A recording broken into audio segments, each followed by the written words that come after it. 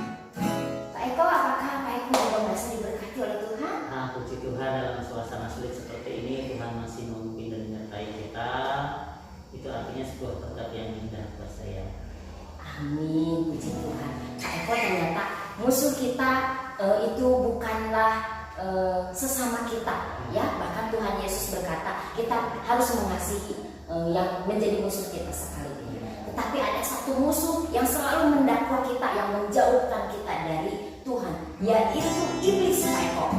Mari kita nyanyi, Kak Eko. Kita mau memuji Tuhan. Laskar iblis dikalahkan. Anak-anak, kita memuji Tuhan ya.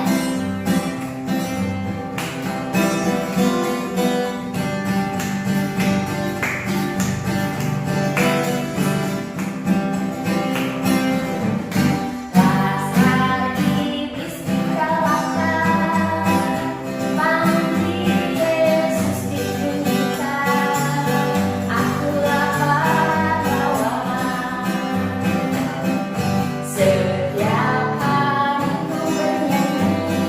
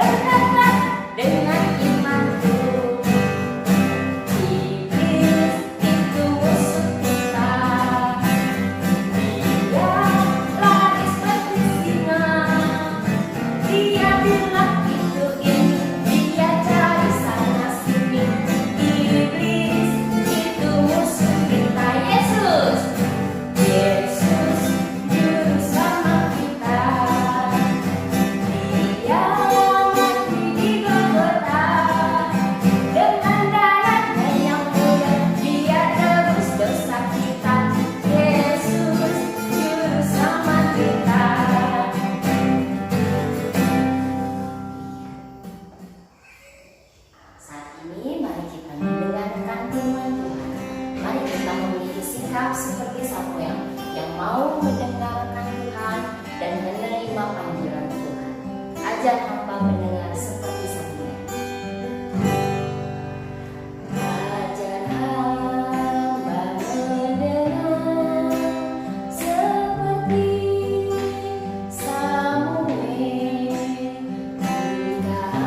Jika hamba kau panggil seperti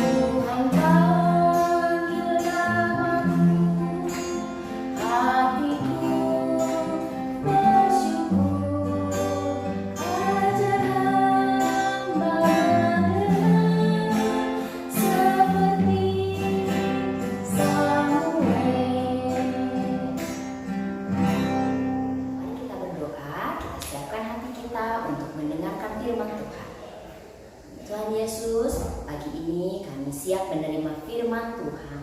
Kami mau memiliki sikap hati seperti Samuel yang mau mendengar dan menerima panggilan Tuhan. Pimpinlah kami Tuhan, biarlah kami boleh menjadi anak-anak terang, pelaku firman yang baik yang sesuai dengan kehendak dan rencana Tuhan. Berkatilah kami semua anak SDK Dian Emas, biarlah Tuhan yang pimpin kehidupan kami. Terima kasih Bapa, dalam nama Yesus kami berdoa. Haleluya. Amin. Shalom, selamat pagi anak-anak.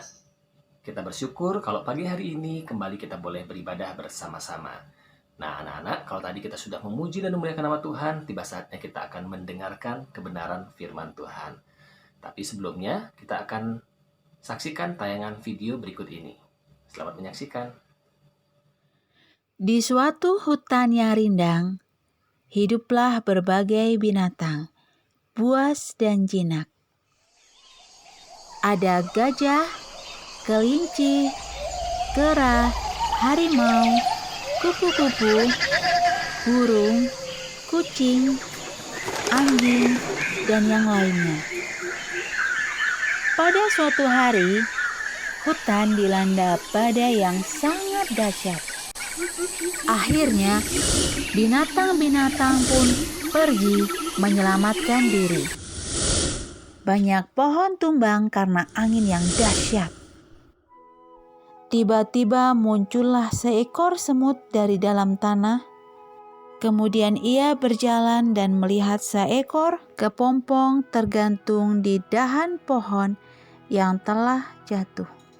Sambil melewati kepompong itu, si semut yang sombong berkata, "Kasihan sekali ya, kepompong tidak bisa ngapa-ngapain. Hanya bisa tergantung, tidak bisa berjalan ke sana kemari. Tidak seperti aku bisa berjalan ke sana kemari dengan lincah. Aku bisa berbuat apa saja." Demikianlah si semut mengejek kepompong yang ditemuinya, sambil terus berjalan meninggalkan kepompong. Pada suatu hari, tanpa disadari, si semut berjalan di atas lumpur hisap. Kemudian si semut berteriak, "Tolong, tolong, selamatkan aku. Aku tidak bisa lewat. Lumpur ini menghisap aku." "Kamu sedang kesulitan ya?" Si semut kaget melihat ada seekor kupu-kupu cantik menghampirinya. "Hai semut, aku adalah kepompong yang kau ejek beberapa hari yang lalu. Sekarang aku sudah berubah menjadi kupu-kupu yang indah. Aku bisa terbang ke sana kemari." Kupu-kupu, aku benar-benar minta maaf karena sudah mengajak kamu pada waktu masih menjadi kepompong. Maafkan aku ya. Sekarang maukah engkau menolongku?" Demikianlah semut berteriak minta tolong kepada kupu-kupu. Dan kupu-kupu itu pun berkata, "Baiklah semut, aku akan segera menolong kamu." Demikianlah akhirnya kupu-kupu menolong semut mengeluarkannya dari lumpur hisap. Setelah terbebas dari lumpur hisap, si semut pun berterima kasih kepada kupu-kupu. Katanya, "Kupu-kupu, aku berterima kasih karena engkau sudah menolong aku." "Tidak apa-apa semut, memang seharusnya kita hidup saling tolong-menolong." Demikianlah akhirnya si semut dan kupu-kupu menjadi sahabat karib.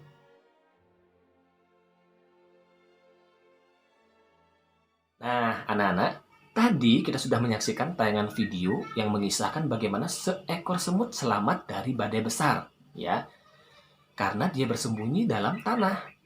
Kemudian saat semut itu keluar dan berjalan, dia bertemu dengan kepompong yang tergantung dalam dahan yang sudah roboh. Kemudian dengan nada mengejek, si semut itu berkata, "Kasihan sekali ya, nasibnya kepompong hanya tergantung, tidak bisa kemana-mana. Tidak seperti aku. Aku bebas bergerak ke sana kemari sesukaku." Nah, kepompong hanya bisa diam, tidak bisa menjawab apa-apa, karena keadaannya memang seperti itu. Tetapi apa yang terjadi anak-anak selanjutnya? Pada saat semut itu terjebak dalam lumpur hisap, semut itu giliran tidak bisa kemana-mana. Semakin bergerak, semakin tersedot oleh lumpur hisap. Kemudian, siapa yang menjadi penolong si semut tadi? Tidak lain, dialah kepompong yang sudah berubah menjadi kupu-kupu. Nah, anak-anak, pelajaran apa yang bisa kita ambil dari kisah tadi? Ada 3 pelajaran yang bisa kita ambil dari kisah yang sudah kita saksikan tadi, ya. Yang pertama, mari kita buka firman Tuhan yang terdapat dalam Roma pasal 12 ayat 17. Pak Hendrik akan bacakan buat anak-anak semua. Ayat yang ke-17. "Janganlah membalas kejahatan dengan kejahatan. Lakukanlah apa yang baik bagi semua orang." Ya, yang pertama, firman Tuhan mengingatkan kepada kita semua, jangan membalas kejahatan dengan kejahatan. Dari kisah semut tadi, ya, pada saat semut minta tolong, kupu-kupu bisa saja tidak menolong si semut. Karena apa? Karena dia sudah mengejek. Pada saat kupu-kupu menjadi kepompong, dia mengejek kepompong, tidak bisa kemana-mana.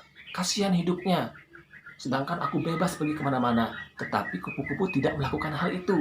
Kupu-kupu tidak membalas kejahatan yang sudah dilakukan oleh si semut. Ya, demikian juga sebagai anak-anak Tuhan, firman Tuhan mengingatkan kepada kita, jangan membalas kejahatan dengan kejahatan. Anak-anak, Tuhan Yesus memberikan teladan yang baik bagi kita semua. Anak-anak masih ingat cerita pada saat Tuhan Yesus disalib? Para imam kepala, para tua-tua dan ahli Taurat, mereka mengejek Tuhan Yesus dengan berkata, orang lain dia selamatkan, tetapi dirinya sendiri tidak dapat dia selamatkan. Bahkan penjahat di sebelah Tuhan Yesus yang disalib bersama-sama dengan Tuhan Yesus juga mengejek Tuhan Yesus. Tetapi Tuhan Yesus tidak membalas kejahatan dengan kejahatan. Bahkan Tuhan malah berdoa, ya, dengan berkata, "Bapa, ampunilah mereka sebab mereka tidak tahu apa yang mereka perbuat." Nah, itu anak-anak yang pertama, ya. Jangan membalas kejahatan dengan kejahatan. Pelajaran yang kedua yang bisa kita ambil dari kisah tadi yaitu lakukan apa yang baik. Seperti halnya kupu-kupu melakukan yang terbaik buat semut, yaitu dengan cara menolongnya, kita sebagai anak-anak Tuhan juga bisa melakukan apa yang baik. Seperti halnya firman Tuhan yang mengatakan dalam Roma pasal 12 ayat 17 bagian B tadi, lakukanlah apa yang baik bagi semua orang. Nah, anak-anak, lebih mudah mana? Melakukan apa yang baik atau apa yang jahat? Tentunya apa yang baik, ya. Mungkin anak-anak berkata seperti ini, dia sudah menghina saya, dia sudah mengejek saya harus melakukan hal yang sama untuk dia, supaya kapok. Mungkin anak-anak akan berkata seperti itu. Tapi ingat, pada saat anak-anak berkata seperti itu, iblis sedang mengintip, ya. Iblis selalu berusaha untuk menjatuhkan kita. Iblis selalu berusaha untuk membuat kita jatuh dalam dosa, ya. Nah, firman Tuhan mengingatkan kepada kita dalam Matius 5 ayat 44 berkata, "Kasihilah musuhmu dan berdoalah bagi mereka yang menganiaya kamu." Nah, anak-anak, ingat, ya. Mungkin orang yang menganiaya kita itu, orang yang menyakiti kita, orang yang menghina kita atau mengejek kita, membuat hati kita marah, membuat hati kita ingin membalas, ya. Tapi Tuhan mengatakan, lakukan apa yang baik.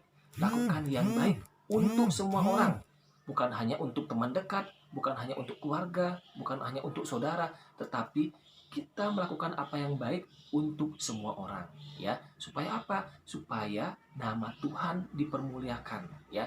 Mungkin sakit berat bagi kita, mungkin sebagai manusia kita sulit untuk melakukan hal itu, tetapi dalam Tuhan tidak ada yang mustahil. Kita pasti mampu melakukannya, karena firman Tuhan sendiri mengatakan, kasihilah musuhmu dan berdoalah bagi mereka yang menganiaya kamu, ya. Itu yang kedua, anak-anak, ya. Yang kedua, lakukan apa yang baik. Pelajaran yang ketiga yang bisa kita ambil dari kisah tadi yaitu mengampuni. Nah, anak-anak, pada saat semut tahu kesalahannya, semut langsung berkata, "Maafkan aku. Maukah engkau menolongku?" Apa yang dilakukan oleh kupu-kupu? Kupu-kupu langsung memaafkan semut, kemudian menyelamatkannya dari lumpur hisap. Nah, anak-anak, firman Tuhan juga mengajarkan kepada kita untuk saling mengampuni, ya. Dalam doa Bapa Kami, kita bisa baca dalam Matius 6 pasal 6 ayat yang ke-12, ya. Apa yang akan bacakan buat anak-anak? Dan ampunilah kami akan kesalahan kami, seperti kami juga mengampuni orang yang bersalah kepada kami. Nah, anak-anak, kita berdoa kepada Tuhan, Tuhan ampunilah kami seperti kami sudah mengampuni orang yang bersalah kepada kami. Kalau kita tidak mau mengampuni, itu artinya kita berbohong, ya, kepada Tuhan. Karena kita sudah berdoa seperti kami mengampuni orang yang bersalah kepada kami. Jadi, apabila ada orang yang bersalah kemudian minta maaf, kita harus memberikan maaf. Bukan hanya memberikan maaf, ya. Dalam kisah tadi bukan hanya memberikan maaf. Kupu-kupu bahkan di akhir cerita menjadikan semut sahabat karibnya. Nah, ini yang menarik, anak-anak. Tuhan Yesus juga mau kita semua menjadi sahabatnya, ya. Kita baca di dalam Yohanes pasal 15 ayat yang ke-14, ya. Dikatakan, "Kamu adalah sahabatku jika kamu berbuat apa yang kuperintahkan kepadamu." Nah, anak-anak, Tuhan akan menjadikan kita sahabat-sahabatnya apabila kita melakukan apa yang Tuhan perintahkan kepada kita. Apa sih perintah Tuhan? Kita akan baca dalam Yohanes 15 ayat yang ke-17, ya. "Inilah perintahku kepadamu, kasihilah seorang akan yang lain." Nah, ya, anak-anak, melalui cerita tadi, sekalipun ceritanya sangat sederhana, ya, bagaimana semut yang sombong kemudian terperangkap dalam pasir hisap, ya, lumpur hisap, kemudian minta maaf dan kemudian diselamatkan oleh kupu-kupu. Dari hal ini, dari cerita ini, kita bisa belajar 3 hal tadi, ya. Yang pertama, jangan membalas kejahatan dengan kejahatan. Yang kedua, lakukan apa yang baik. Dan yang ketiga, ya, yang ketiga adalah mengampuni atau memaafkan, ya. Biarlah firman Tuhan yang sudah kita dengar pada pagi hari ini sungguh boleh mengingatkan kepada kita, menguatkan kepada kita, sehingga kita bisa belajar mengasihi sesama, mengasihi satu dengan yang lain, ya, seperti Tuhan perintahkan kepada kita agar Tuhan menjadikan kita sahabat-sahabatnya. Sampai di sini firman Tuhan pada pagi hari ini. Tuhan Yesus memberkati. Mari kita berdoa. Bapa di surga, Bapa yang kami sembah dalam nama Tuhan Yesus, sungguh kami bersyukur, berterima kasih untuk firman Tuhan yang boleh kami dengar melalui tayangan video juga yang sudah kami saksikan. Bagaimana kami bisa belajar 3 hal Tuhan, agar kami tidak membalas kejahatan dengan kejahatan, agar kami bisa melakukan apa yang baik. Dan juga Tuhan, ajar kami untuk mengampuni orang yang bersalah kepada kami seperti firman Tuhan sudah mengajarkan kepada kami. Dan ajarkan kami juga saling mengasihi satu dengan yang lain. Terpujilah namamu Bapa. Sebentar kami akan melanjutkan belajar kami, biar Tuhan yang akan menolong dan memberkati kami semua. Dalam nama Tuhan Yesus kami mengucap syukur dan berdoa. Amin.